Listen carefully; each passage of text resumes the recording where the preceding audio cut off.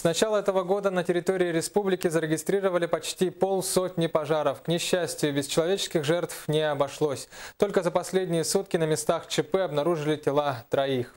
Наш корреспондент Виталий Абрамов о трагических случаях и серьезных пожарах в Абыйском, Нербинском, Ленском районах, Якутске, о причинах возгораний и о том, какие принимают меры в помощь погорельцам. Очередная трагедия разыгралась в поселке Белая гора Абыйского района. На пульт оперативного дежурного сигнала пожара поступил в 11 вечера. В подъезде двухэтажного 8-квартирного дома наблюдалось густое задымление. Очаг возгорания находился в одной из квартир. Всего работало 3 АЦ от пожарной части и дополнительно от способа аэропорта 1 автоцистерна. Огнеборцам удалось быстро ликвидировать возгорание, но, к сожалению, на месте пожара был обнаружен труп хозяина квартиры. Как предполагают эксперты, пожар возник из-за горения в неположенном месте. У пострадавшего в основном повреждены правая сторона, верхняя конечность. У дивана тлела очень долго ватная вата.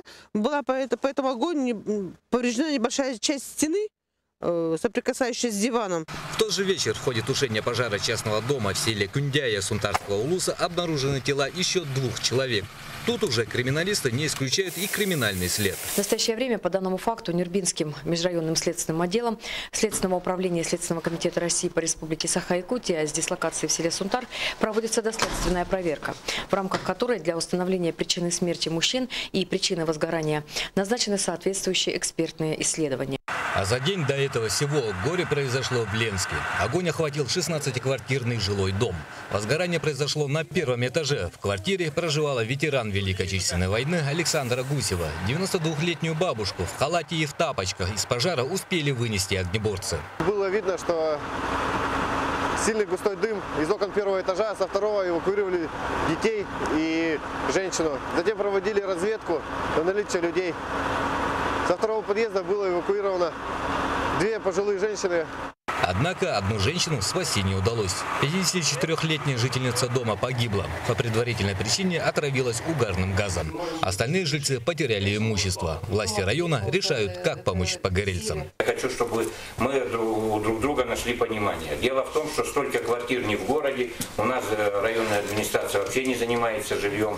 Жилья на сегодняшний день нету, чтобы вас расселить. По возможности, значит, будет приниматься решение. Все равно без жилья вы не останетесь, но вот на первых порах вы должны понять, что если у кого-то есть родственники, где-то возможность проживания, до того, как мы определимся, что все-таки делать, да, и куда вас расселять, под какую программу может включить, как-то получится, там с правительством будем работать, значит, будем это смотреть. Таким образом, с начала этой недели на месте пожаров обнаружены тела уже 6 человек в Чурапчинском, Ленском, Абыйском и Сунтарском улусах, а также в городе Якутск. Основными причинами возникновения пожаров по-прежнему являются это неосторожное обращение с огнем, нарушение правил устройства и эксплуатации электрооборудования и нарушение правил устройства и эксплуатации печей.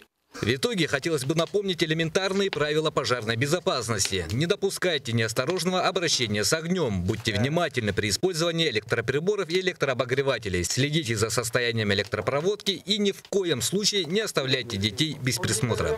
Виталий Абрамов, Екатерина Соломова, Наталья Беспалова, Виталий Андреев, Иван Семенов. Якутия. День за днем.